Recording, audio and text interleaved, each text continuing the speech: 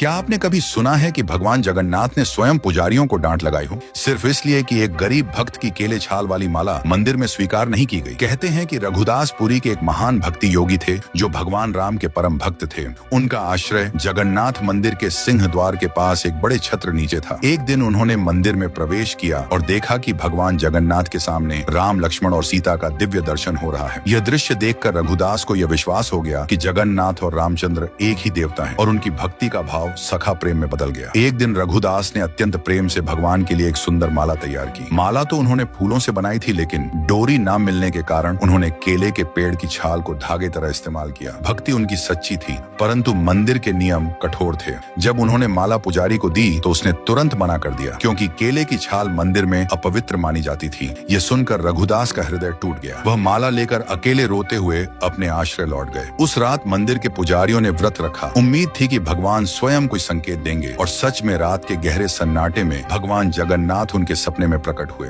भगवान ने कठोर स्वर में कहा, तुमने रघुदास की माला ठुकराकर उसकी भक्ति का अपमान किया है। वह माला मेरे लिए सबसे प्रिय है, क्योंकि वह प्रेम से बनी थी, न कि नियमों से। वह इस समय घर में बैठा रो रहा है, भूखा प्यासा। जब तक उसकी माला मेरे गले में नहीं चढ़ाई जाती, तब तक मैं कोई पूजा स्वीकार नहीं करूंगा। सुबह होते ही पुजारी भागते हुए रघुदास के पास पहुंचे, उनके चरणों में गिरकर क्षमा मांगी और प्रेम पूर्वक माला मंदिर ले गए। जब वही माला जगन्नाथ के गले में अर्पित की गई, कहते हैं कि पूरे गर्भगृह में एक अद्भुत सुगंध और दिव्य प्रकाश फैल गया, मानो स्वयं भगवान ने अपनी प्रसन्नता प्रकट की हो। जगन्नाथ वही भगवान है जो सबसे पहले अपने छोटे भक्त मित्र के आंसू पोंछते हैं। इसलिए कमेंट में जरूर लिखना, जय जगन्नाथ।